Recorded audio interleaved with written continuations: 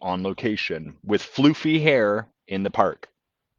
My hair, hello, welcome to the live. If you're listening to this after the fact on video, hello. If you're listening to this after the fact on the podcast, then this part's not gonna be so much for you, but I'm growing it out and it's at this length where I don't want to cut it because that defeats the purpose of growing it out. But there's this whole area right here that gets very floofy, and there's not much I can do about that other than maybe start using barrettes. I went looking for, I think of it as like a European soccer player's kind of hair thing, which is like a toothed kind of thing that you can put in your hair, and then it also pulls the hair back at the back, so you get like a bit of a Dragon Ball Z look.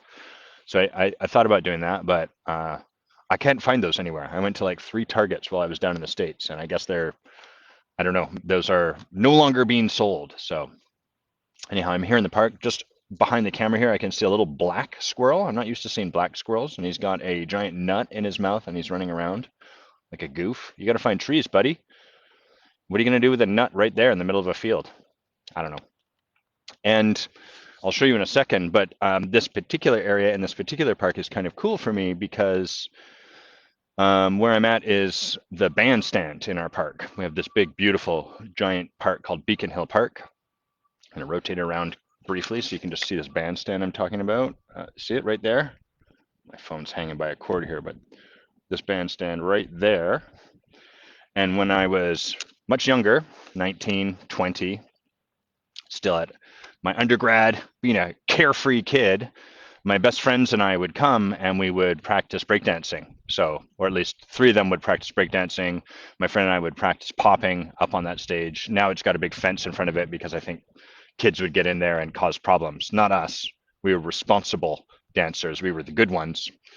But that since we don't do that anymore, obviously. But it's kind of a cool little bit of memory, and that always felt very urban of me. That I was, coming to this central park in Victoria that did not really have much of an urban culture, and we'd have our music and we'd get down. We have a big ghetto blaster because this was the late '90s, and we didn't yet have portable Bluetooth speakers and stuff like that. It was a charmed time.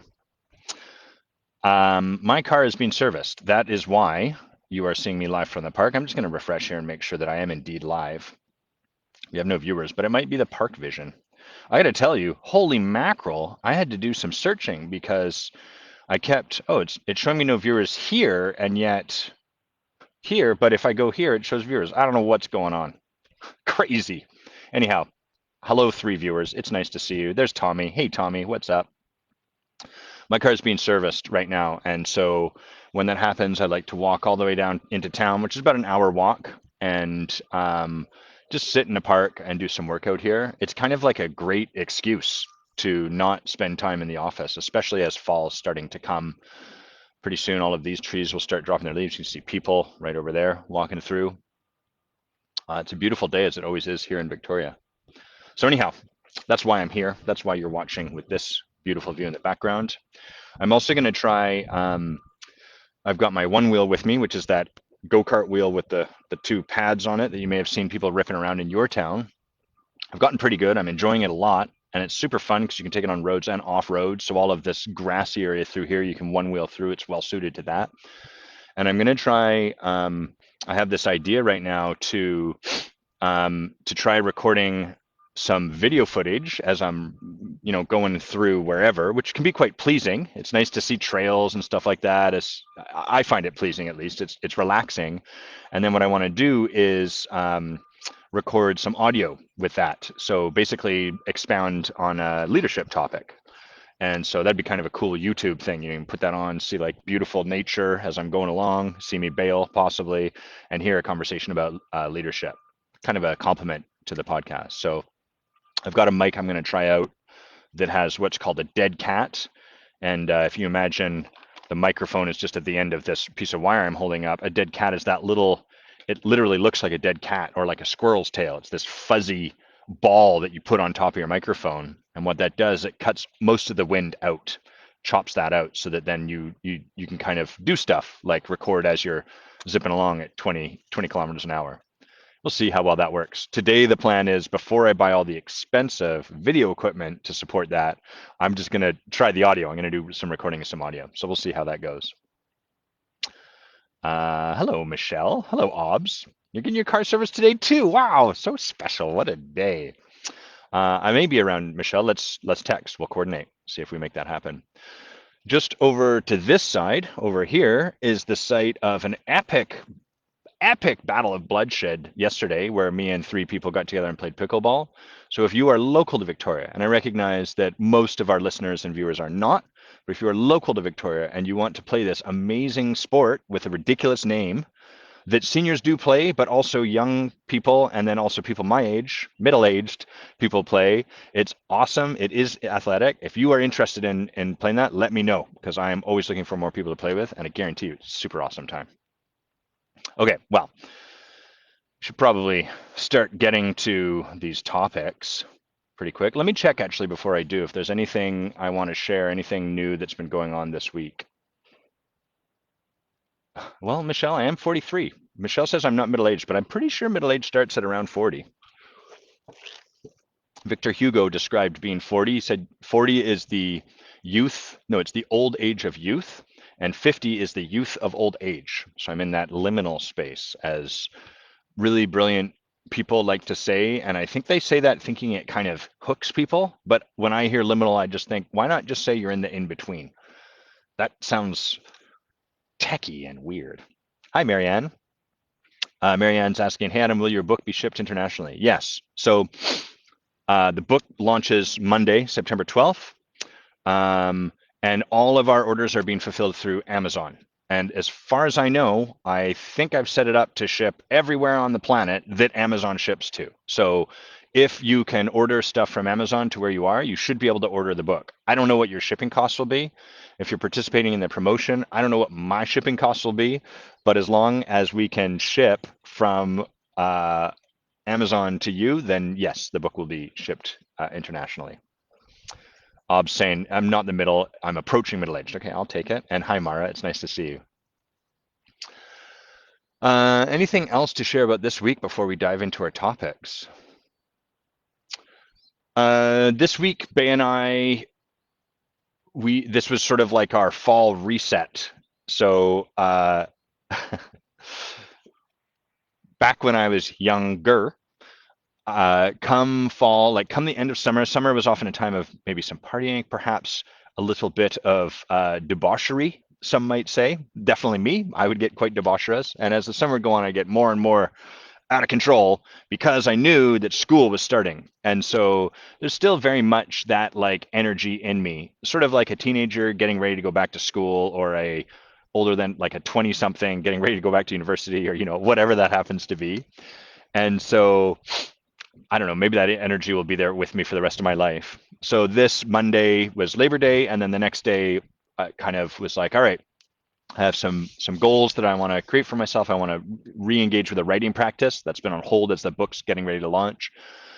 Bay and I both really committed to our two-body sacred yoga practice every morning, which is about a half hour to 40 minutes, so on and so forth. And so come Tuesday, no more snoozing, going to bed at like 9 o'clock, which is great because I've got a book I'm really enjoying reading right now. Drinking but one drink a night and really savoring that single drink, and so on and so forth. So that's kind of the practice that's been going on this week, and it feels good. And what I notice is that it feels especially good right now because it's novel. So perhaps you've noticed this. Anytime we create a change in our life, no matter what the change is, whether it's I'm going to stop drinking, or I'm going to start drinking, or I'm going to start running, or I'm going to stop biking, whatever the change happens to be, at first, we're always going to feel good about it and be empowered around it. Pretty much always. And that's because there's a novelty to it. It feels good. We've started something new. And that novelty is simultaneously delicious, like it's a good thing, but it's also a bit the saboteur of real transformation. Because what happens is that novelty will inevitably wear off without fail. Novelty by its very definition wears off. Novelty means new, the newness to it. And so while it's new, it's there, but over time it stops being new. And that's the point where the novelty alone, the sex appeal, the honeymoon phase, as Mara puts it, we no longer have that to push us forward. And that's where things start to get a little bit tougher. And it's where we start to notice that that snooze button feels really, really tempting, or we start to notice that like, the weather's kind of sucky out, and maybe I just won't rain this time. And we start to come up with really, really novel excuses for why not. Like, oh, my knee, I heard it 7 years ago, and the rain, and I've got to, so maybe I won't go this time. And actually, I think I'd really be serving my well-being not to go, and so on and so forth. And because we felt so compelled due to the novelty initially, when that kind of resistance shows up for us, we almost do like a compare and contrast. Like, oh, I felt so empowered around this initially, but now I don't. And I think my intuition's telling me to maybe stop doing this thing. Maybe this doesn't serve me anymore. So that's how our ego masquerades as our intuition. It gets us off the hot seat.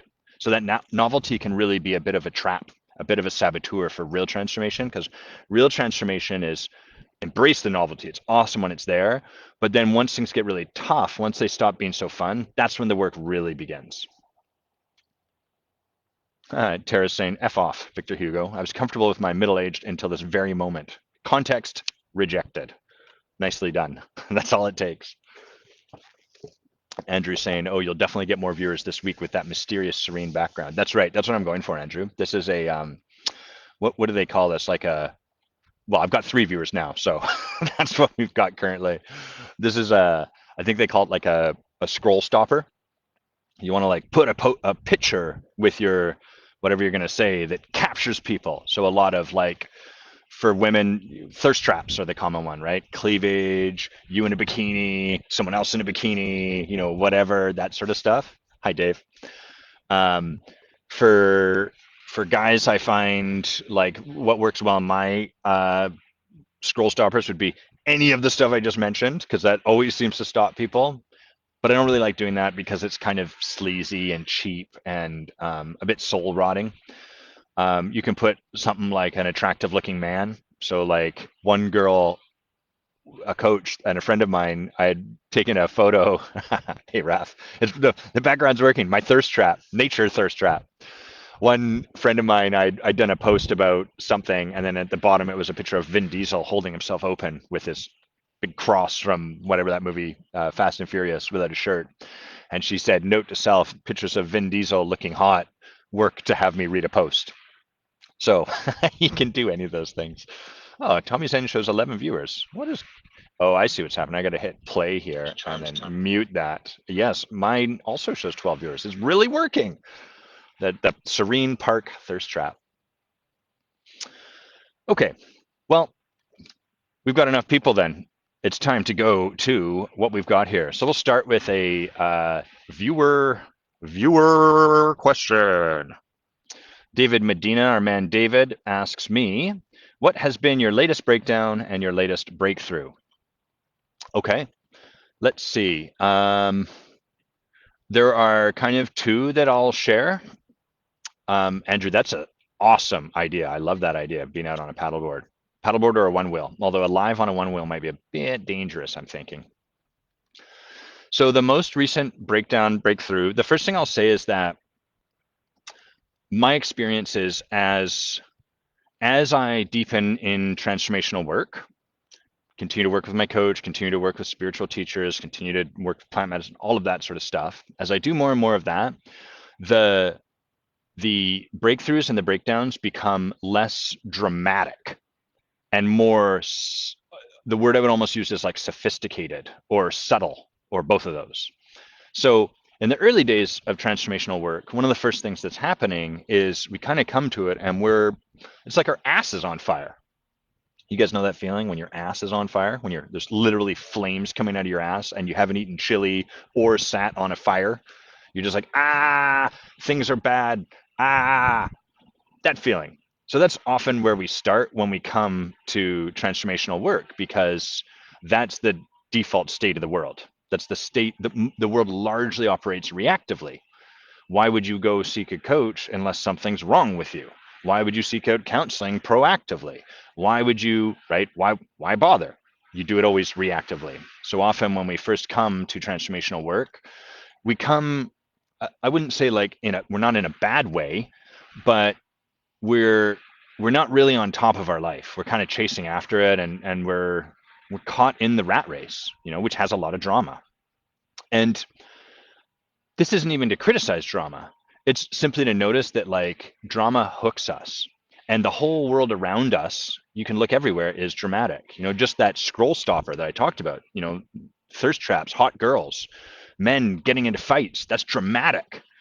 Porn is dramatic, right? It's like loud. The junk food we eat is dramatic, right? It's not like plain to our palate. It's like, look at me, I'm delicious.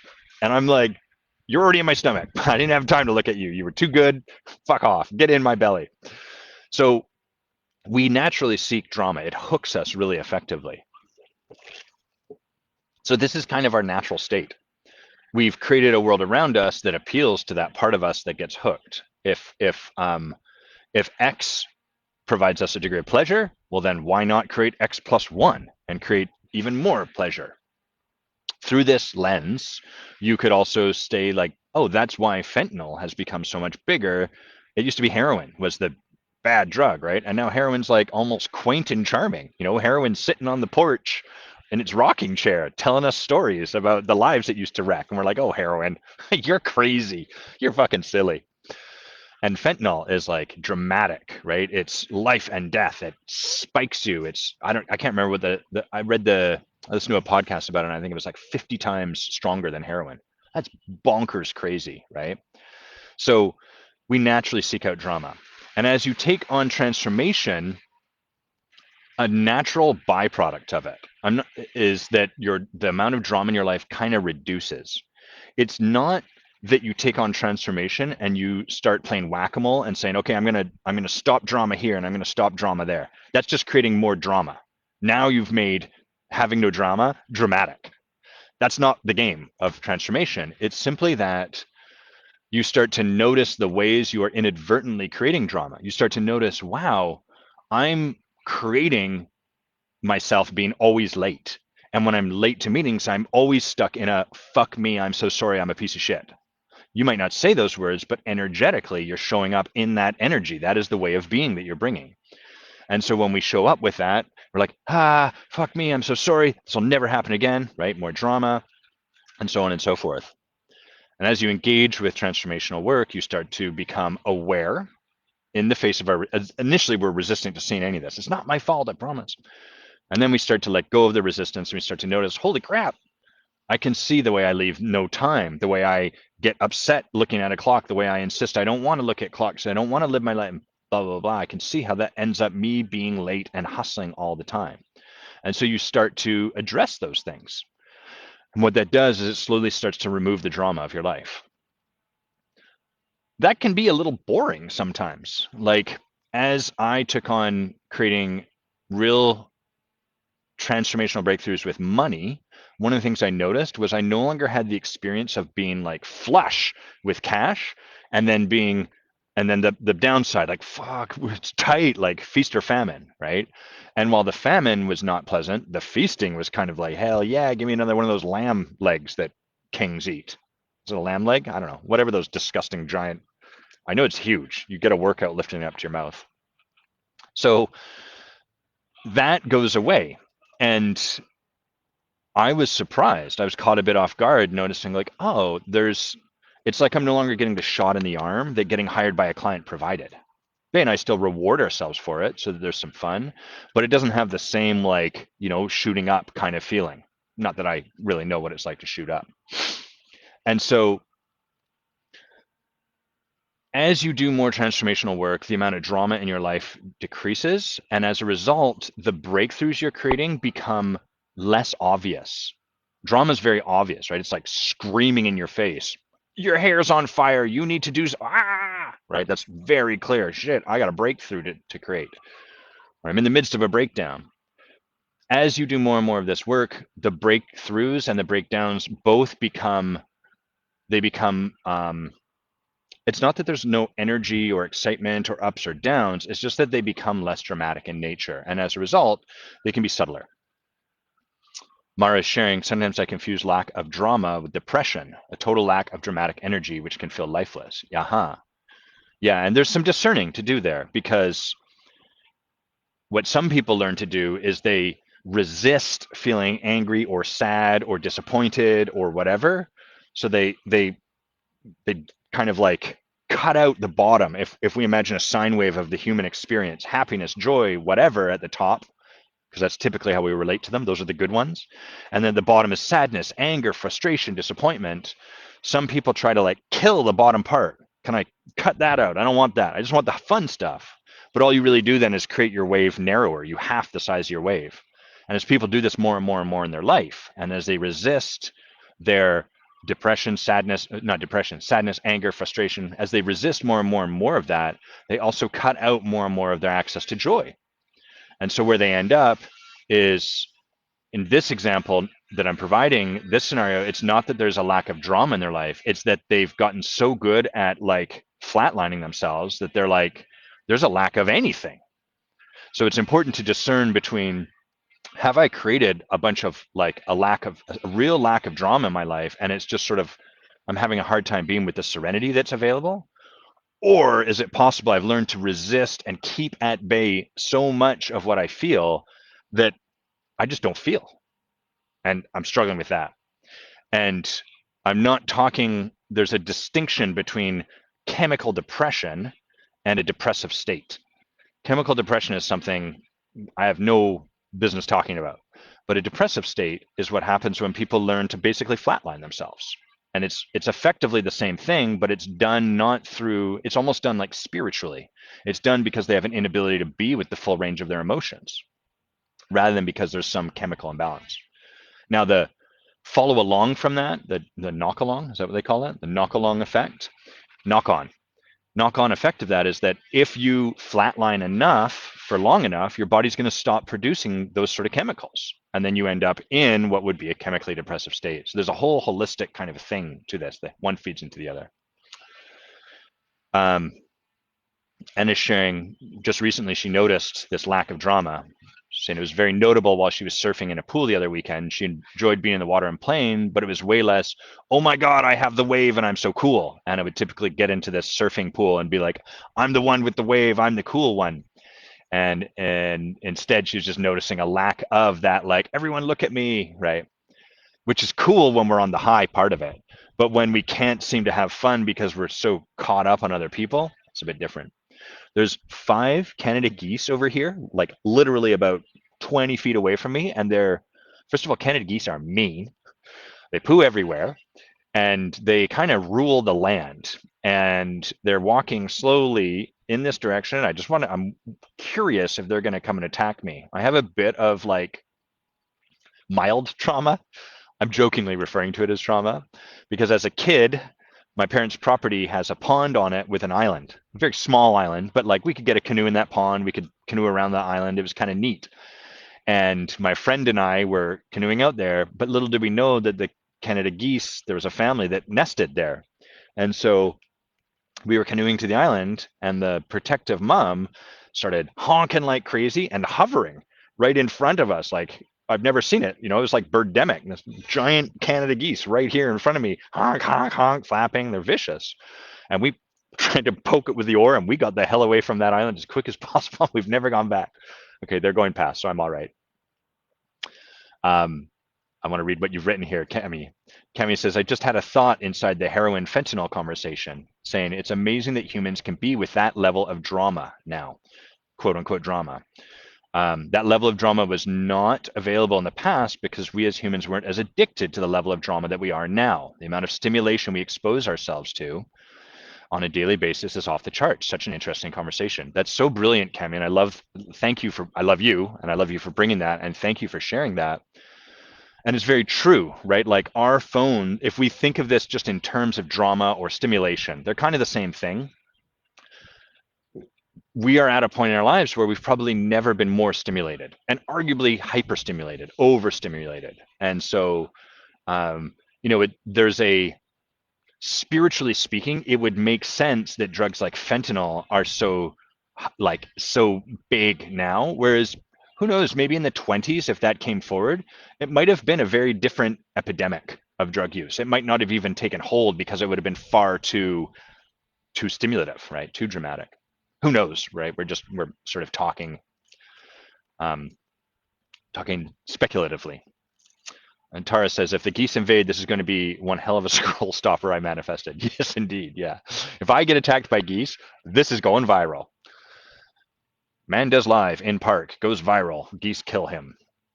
Okay, so I've digressed, but don't worry, I'm bringing it back around. The conversation is, what is the last breakdown and breakthrough? So like I said, over time, they become less significant. The most recent breakdown and breakthrough for me was about, I'll say 3 to 4 months ago when I changed my practice.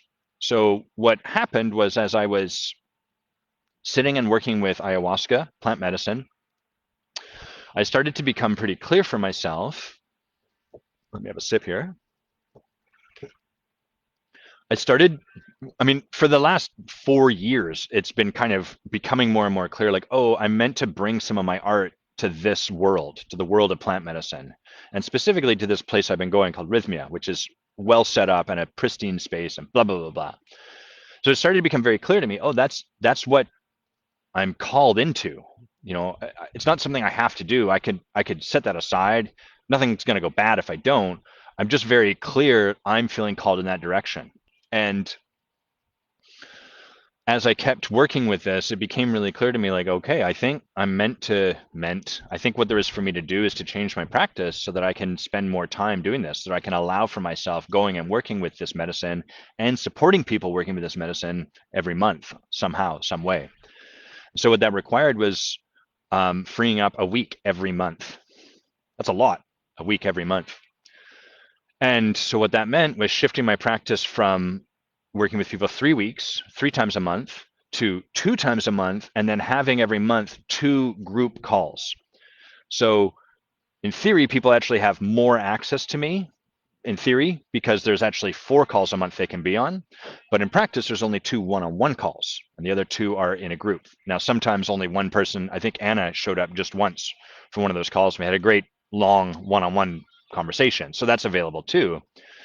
But the point of all this is not the logistics of what I created, nor the reasoning behind it. I was really clear this was what was next, but I was also super afraid.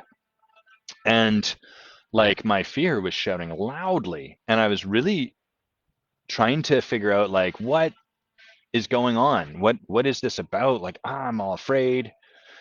Maybe figuring out isn't quite the right word. I was trying to like sit with that fear, let it be, and if there was a reason to come forward, if there was like some clarity to come forward, great, allow that. But really just let myself be afraid. Hey, Jess, nice to see you. I'm going to come to what you wrote in just a sec. So I had a lot of fear showing up. And as I sat with it, without needing to make sense of it, without needing it to go away, just let myself sit in fear. So that would look like going for a walk. It would look like noticing my breath, breathing more deeply, which then allows us to metabolize more of what's going on for ourselves. Sometimes let me practice fear on purpose, maybe sit on my bed and let myself shake, or like, or let my mind go crazy with it, or do whatever that was. What started to become really clear for me was that this was the first time I'd made any significant change in my practice in maybe 6 or 7 years. And when I'd shifted from 4 calls to 3, somehow that felt less. It still felt significant, but less, and that was far in the past. So this was a real shift, a real change, and one that I didn't know whether or not it would work. I don't know still if it works or not, but it was just very clear to me this is what I felt called to create. And so that was part of the breakdown, was just like getting stuck, wanting to go back. Maybe I need to change this. Maybe I need to redo this. And then the other part of that was one of my clients quitting in the middle of our work together. We had an agreement to go all the way through, and they chose out. And the thing is that I set my agreements up with my clients to support them not quitting. And we have a lot of conversation prior to that to support them to stay the course, to really go through whatever is showing up, and to work with me to create the breakthrough that's available rather than pulling out. doesn't mean that that's the right thing to do. It just means like more often than not, that's the path to that's what this whole work is about. We anticipate quitting. And the way quitting works is not that they're just like wake up and they're like, I should quit. The way it goes is that they wake up and they're like, something is wrong here. Our ego always works as something is wrong. Something is not right. And in the context of the world, something is wrong because we're creating something new. You're getting pushed outside of what you are comfortable with. And so that client came to me and I listened to them and I got them and I understood what was going on and I invited them, like, are you interested in seeing this from maybe some more altitude or different lens? It's okay if not. I was really clear, like, you don't have to stay this course. I'm not going to hold your feet to the fire. I'm not going to sue you or anything like that. And they said, sure. And we looked and they could see, like, I can totally see there's a bit of a pattern here. And then they came back the next week and were like, I'm out. I was like, okay, heartbreaking.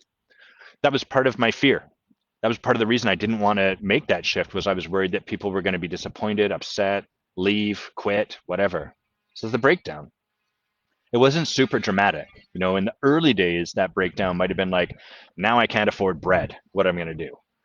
This time it was like, okay, they've moved on. That's all right. And I've got one more space in my practice, which promptly filled itself up. That's all fine and good. And it's nice when it works that way. But that was really like edgy to allow all of that to happen. And the breakthrough on the other side of it was really a breakthrough in enrollment and possibility. And specifically in me really sort of creating more capacity for myself to see what's possible before it's even been created, and then to like kind of lean out over and fall into that, to sort of get myself enrolled. Like, I really spent a lot of time with the support of my coach and on my own, getting really clear, wow, this is what's available. I can really see how this is going to benefit my clients. I can really see how this is going to benefit me. I can really see how this is going to have a huge impact if I take this on. And it's still scary leaning into that. So that was the last breakdown and breakthrough. Jess, let's see what you've written here. You said, I found it helpful to think about the role of happiness hormones in these ups and downs. Dopamine and its various sources, cocaine, money, learning, something new, as well as looking at hedonic versus eudaimonic happiness.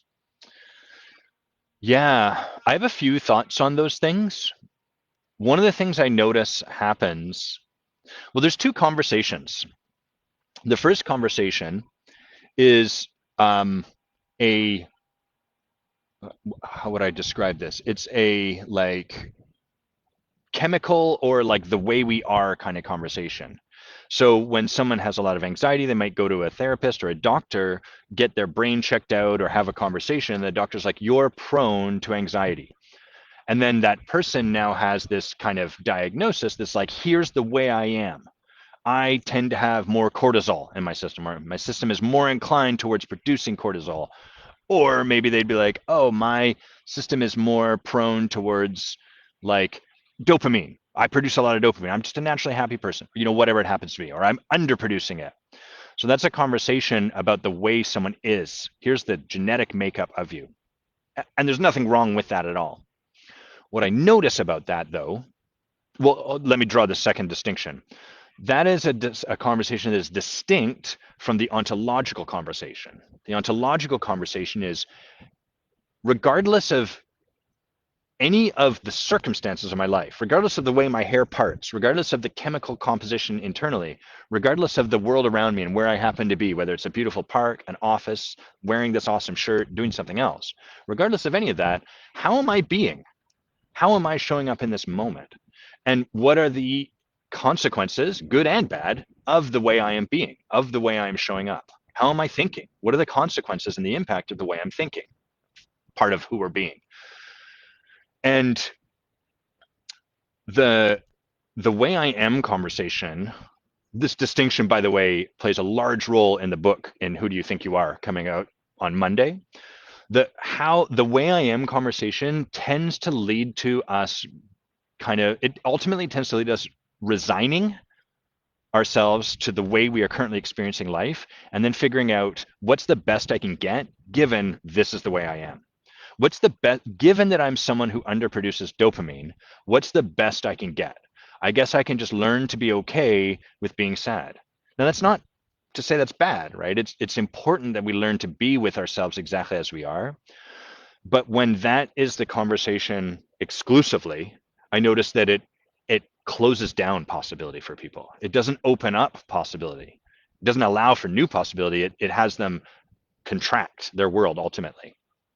Whereas the ontological conversation, and again, before we can get to this conversation, we first have to be at peace with this. That's really important. But from there to the ontological conversation, what I notice it provides is an opportunity for people to create their experience of life regardless of their circumstances.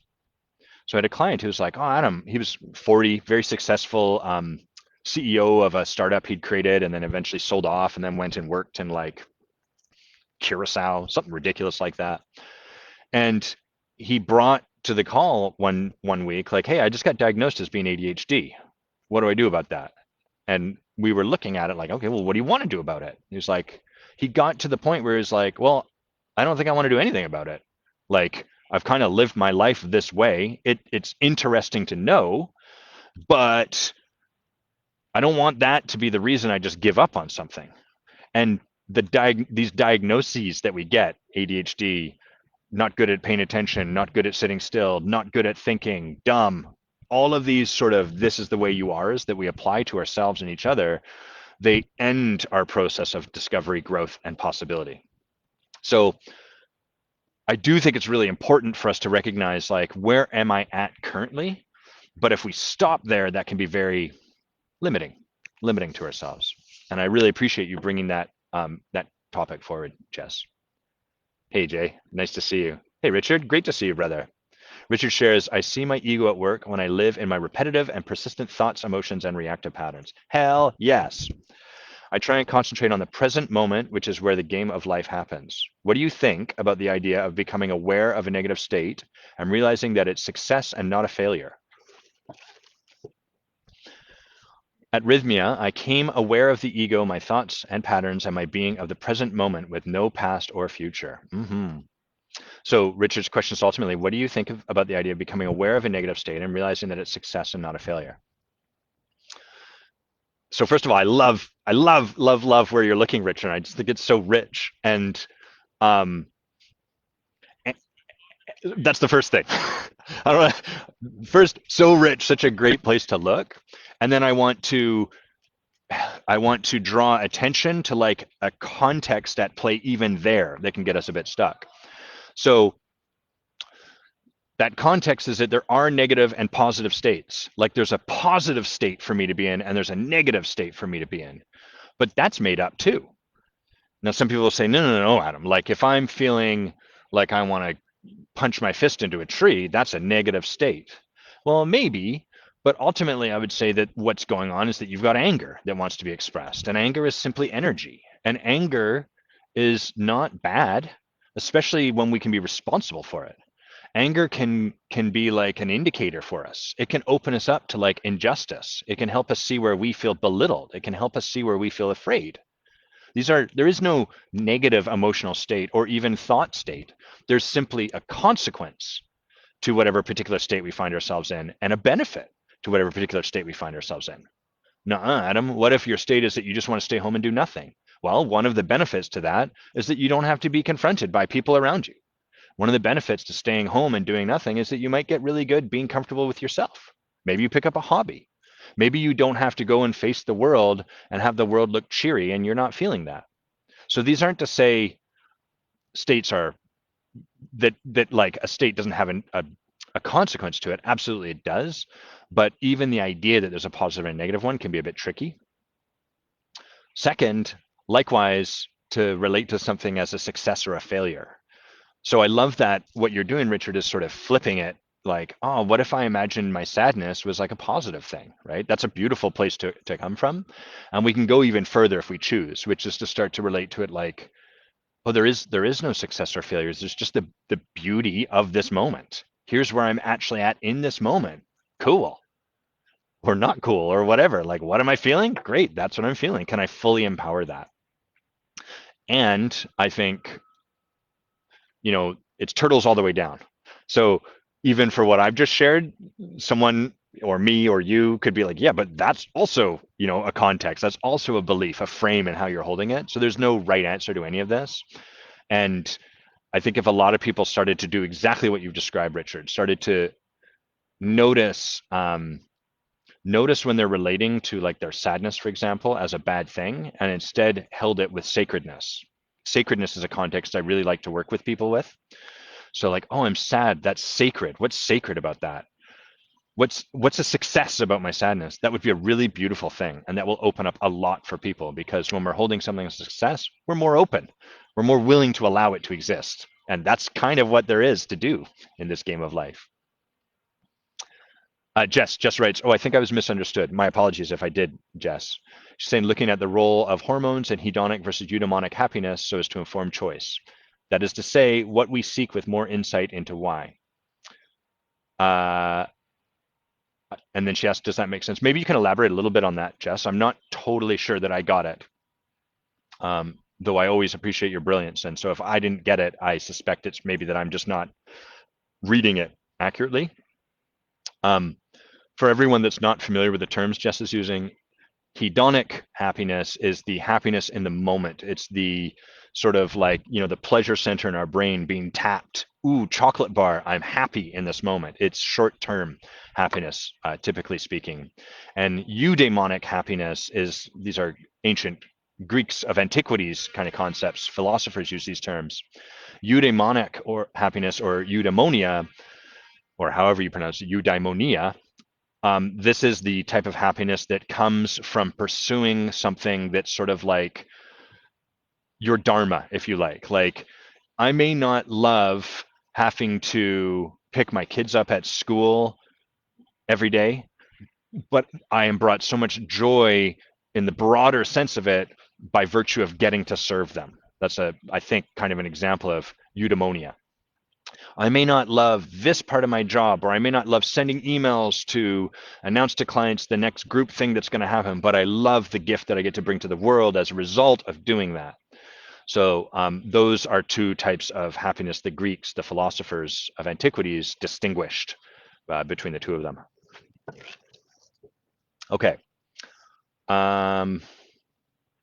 Great comments today, guys. I really appreciate the engagement. And really feel blessed to get to be in this conversation with all of you that are here. When I look at the people that are commenting, what I'm present to is just like the impact each of you are having in the world. And I'm like, damn, it's so cool that we come together and get to be engaged in this kind of conversation. Okay. What's the fastest way? So sometimes on Quora, there was a period of time where I had spare time and I was in front of my computer. And so what I was doing to engage myself for fun was I would go on Quora, where people can ask questions, and I'd click leadership or coaching. I would look to those two places and I'd see what are the questions being asked. And then I would answer them. My answers were typically annoying for people because people would ask a question that was like, what's a better name for life coaches? And then I would answer ontologically. I would answer from a much, I would say, like a deeper level of depth than the question was being asked at, which can be really obnoxious. It's like when someone says, how are you doing? And you're like, I'm having a crappy day. And they're like, but what if you were having a good day? And you're like, would you fuck off and let me have a crappy day, motherfucker? So I acknowledge that there can be a bit of obnoxiousness in what I was doing. Like, it can sometimes be like, yeah, thanks. So ultimately what I'm saying here is the fact that my answers weren't always very popular is no one's fault. And yet I really wanted to provide those answers, because what you'd see would be like 50 answers that were just like, I tell people I'm a brain consultant. I tell people I'm a blah. And it's all fine and good. Where this person is stuck, I would assert, is not that they don't have the right name. And so I'm kind of like, well, no one else is going to answer this way. I'm going to do it. At least I've done that. I feel called into doing that. I'm going to put that there. And so as a result of that, all those questions I would leave, some of them were quite popular, and I would get people asking me to answer questions. What happens is they write a question, and then it's like, do you want to ask people to answer it? You click these, and that's how Quora stimulates engagement. You know, you're like, ooh, they asked me. Yeah, well, Quora suggested my name, and then the person just clicked it. So one of the questions that I see a lot would be like, what's the fastest certification I can take to become a life coach? And what I noticed as I was thinking about this morning is that in large part, that's what everyone is looking for, is what's the fastest way to ... That is kind of what is ailing us these days. And if you look at all the advertisement, right, it's all versions of this is the fastest way. So people that are selling like certifications and stuff, it's usually like this is the fastest and cheapest, because if it's cheaper, you can get it faster, right? If something costs a lot of money, it's probably not going to be the fastest because you're going to have to either create the money, you're going to have to think about it. No, I don't want to do any of that. Get me there fastest. Thanks, Jess. So we're desperately seeking the fastest way to get from A to B. What is the fastest way I can get there? How can I become a life coach fast? How can I become an engineer fast? What is the fastest program to do this? What is the fastest way for me to make money? Crypto. I will invest in crypto and then I will fastly make money, and then that will be that. Oh, foreign exchange? Great, I will do that.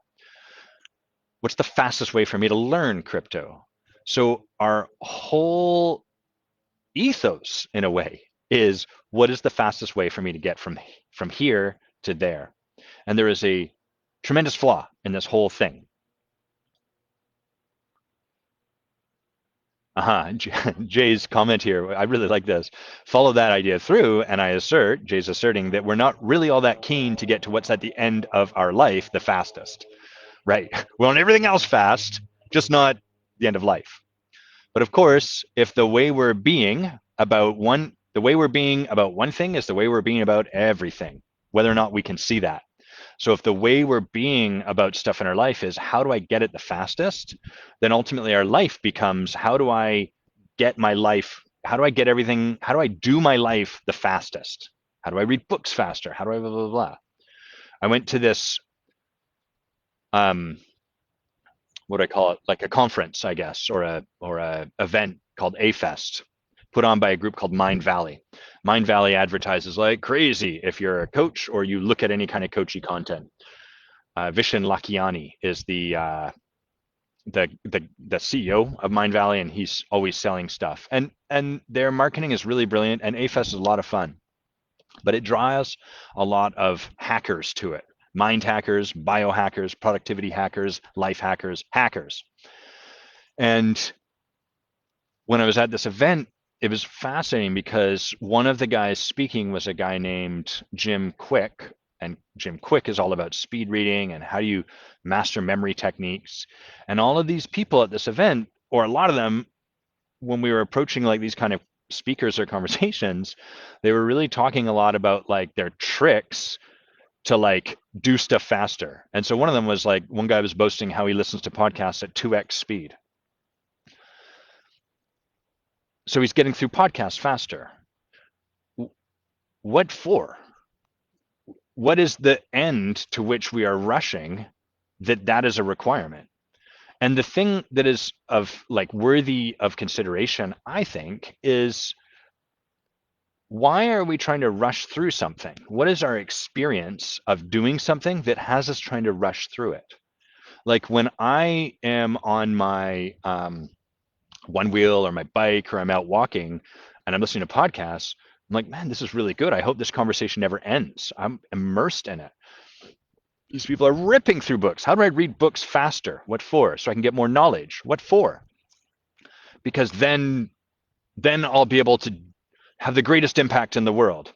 Okay, so you'll get there really quick and you'll be having that impact, but what's the experience you want as you're going through all of that stuff? And so that conversation gets missed entirely. What is the experience you want to be having as you were taking this on? What is the experience you want to be having as you're becoming a life coach?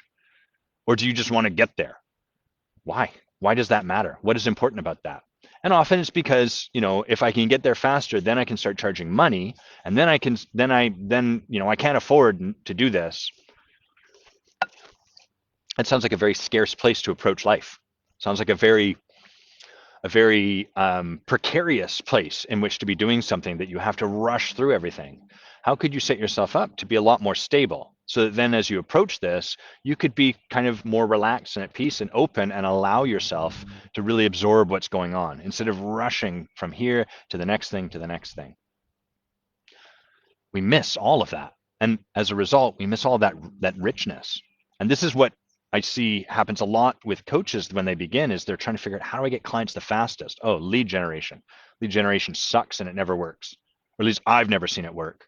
Maybe Tony Robbins, maybe these coaches that are doing huge programs, lead generation is the game for them and maybe it's satisfying for them. I don't really know. But like for people committed to deep transformational one-on-one work with high, strong rates and stuff like that, I don't ever see lead generation work. And what's happening is that rather than really love the entire process from start to finish of meeting someone and slowly but surely coming to the point of creating a client, they're trying to rush through that because I think once I've created the client, then things will be good. Why? You've rushed all the way there. Why would it be good?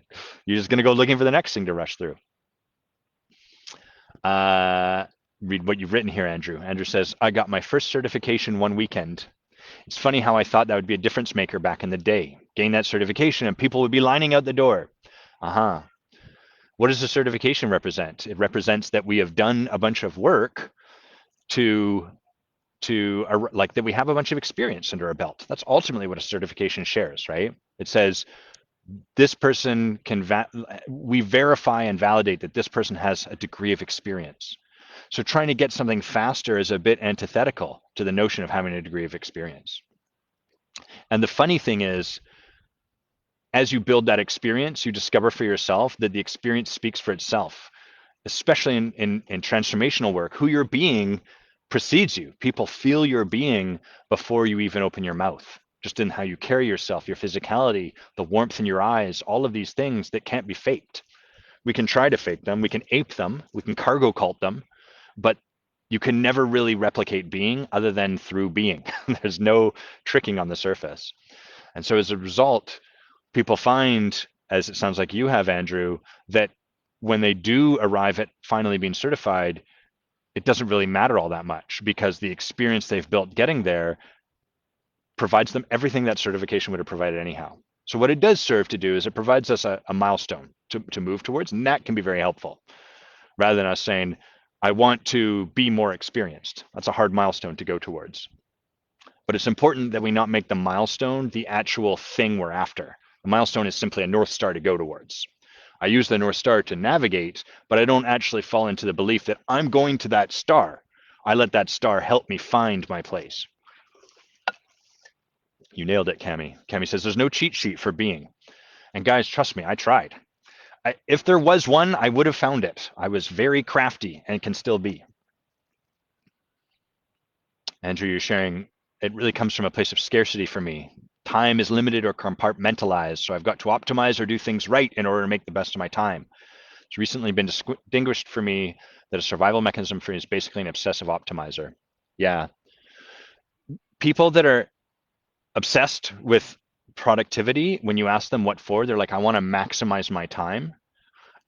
The question I would have for them is if let's say that 20% of your time is spent being productive, and at the end of your life, we look and your life is like 20% spent figuring out how to be more productive. Is that really how you would want is that what you're going towards? Like productivity, it becomes a snake eating its own tail. It's not to suggest we don't benefit from creating systems that support us, use a calendar, whatever structures. I'm not saying productivity is bad unto itself, all full scale. I'm saying that kind of obsessive snake eating its own tail, that automaticity, that I've got to, that becomes something we pursue as a means and an end unto itself. And that's where it becomes problematic. Terry, you're saying, as a person who has traditionally resisted completion, this fast mindset is wildly foreign to me. But I recognize it's ultimately no better or worse than wanting to be in process forever, just another flavor of survival mechanism. That's right. For all of this stuff, it's the automaticity that is the problem, the habitualness of it that is a problem. anything is fine unto itself, right? Drinking a single glass of wine, not a problem. Drinking 3 bottles every night, that's a problem. It's the automaticity of it that gets us into trouble. And you said something that sparked something for me. Fast mindset is wildly foreign to me. Oh, maybe it was you, Andrew. Time is limited or compartmentalized, so I've got to optimize. Maybe I already talked about it. Maybe that's it. Okay, well, what's the fastest way? Let's talk about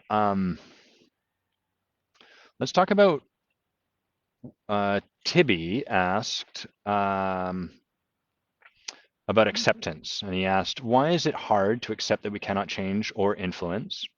So like, what is tough about coming to an acceptance that I can't change someone? Why is that tough? Why can't I just accept that? That's his first question.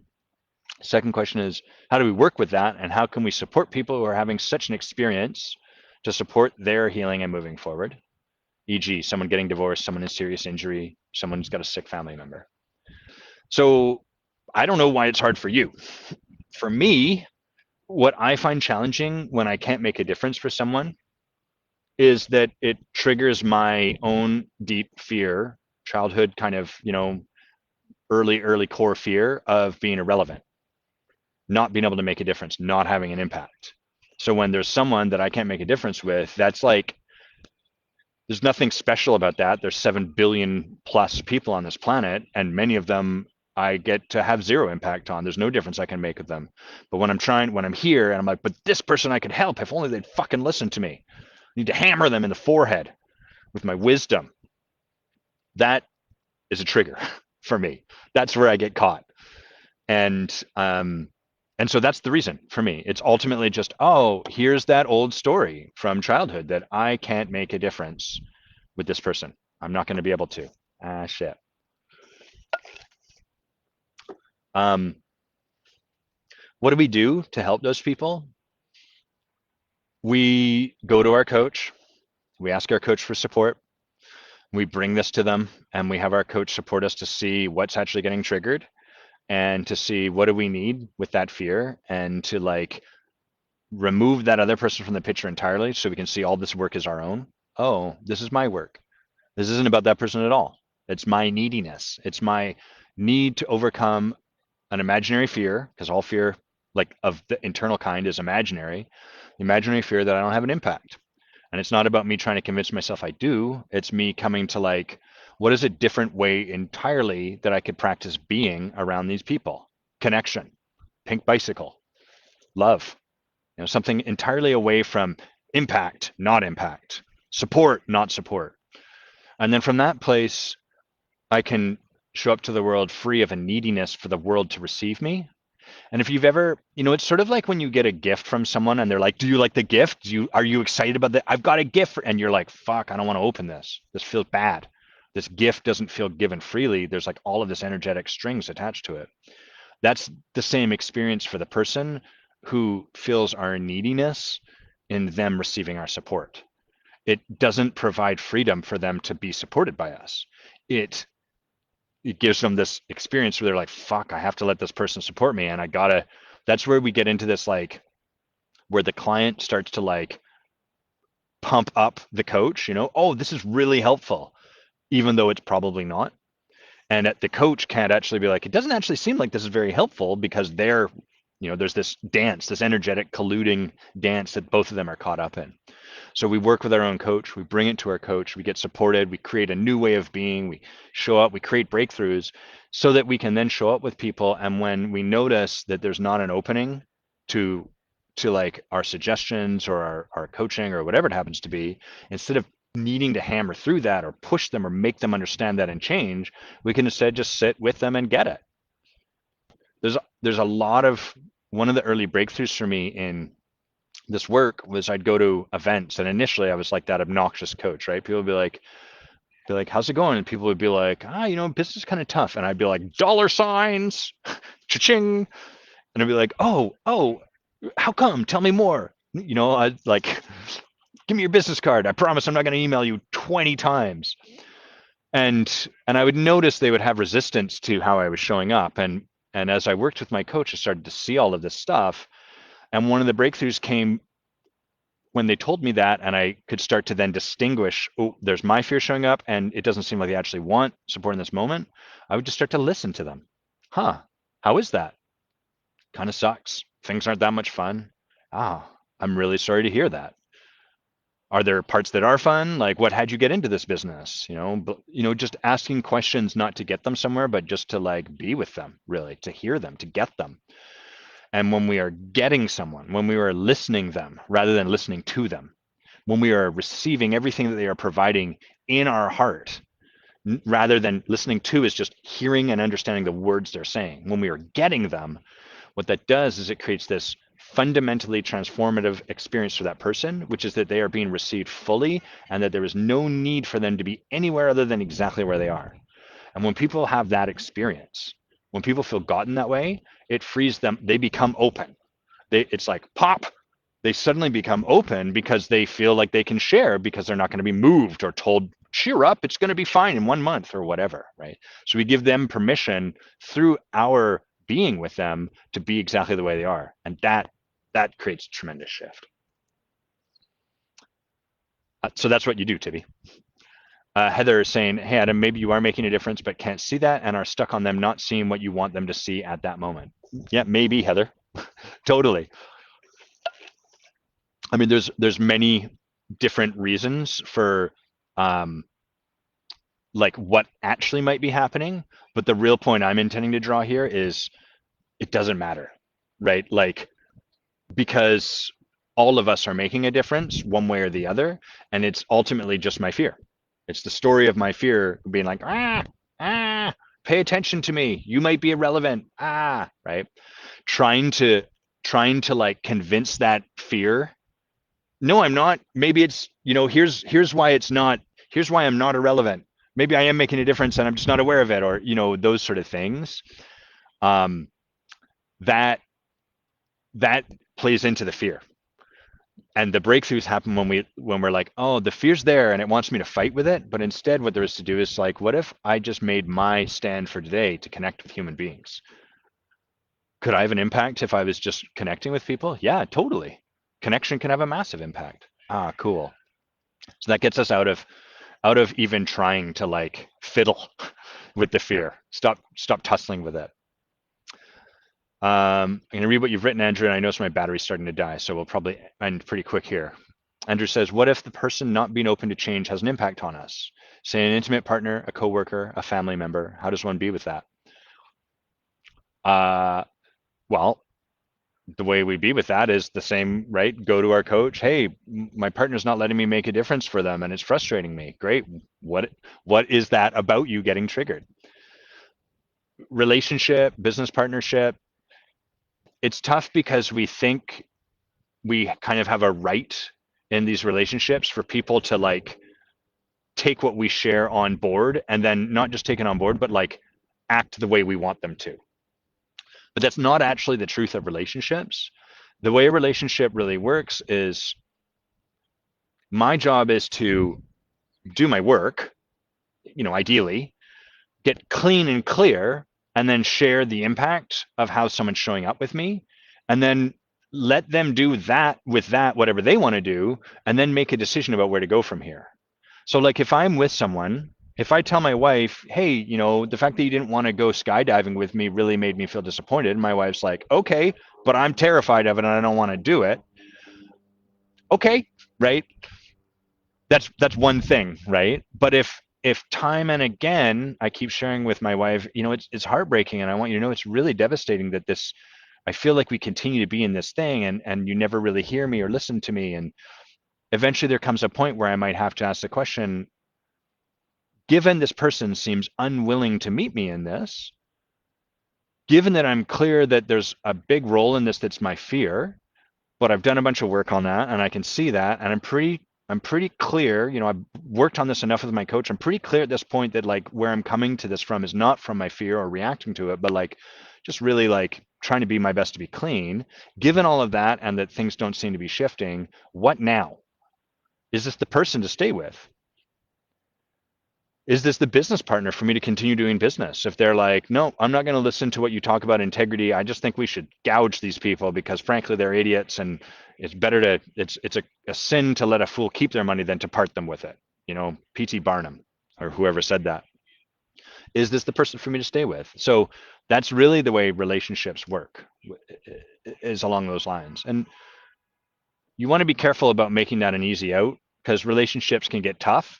And then it's really easy to be like, well, I've done my work, fuck them, peace. And that's going to be really comfortable. So we want to, that's why we benefit from working with counselors, coaches. They can help us kind of have a bit of altitude and see if we're just using this as an off ramp towards what's easier. But there, that every relationship grows ultimately. Those are the inflection points in relationship. Those are the points where it's like, hey, we're kind of at a bit of a crossroads here. So now what? And then we choose what's next, and sometimes we part. Andrew sharing, I really appreciate you sharing your experience of the past in terms of curiosity in service of creating clients versus just showing up from that place of curiosity and letting that be. It's a great place for me to look as well. You're welcome. And Jay's sharing, it's a tough edge to spot as it comes. Yeah, the trouble with a lot of this stuff is we'd like to hear me or someone else or read, about this sort of stuff and then be like, ah, great, I've metabolized it. And then it's like, but how do I really spot it? You probably won't. We can, in these conversations, we can get closer and we can create some distinctions that can be helpful. But like the reason I work with my own coach is because I can't spot my blind spot. That would be antithetical to the nature of a blind spot. And so it's not to suggest don't try. It's not to suggest, my hope is that by some of what we talk about here, all of us can start to notice, oh, I'm pretty sure that thing I did might actually be a version of the getaway car for my ego. I think that that might be.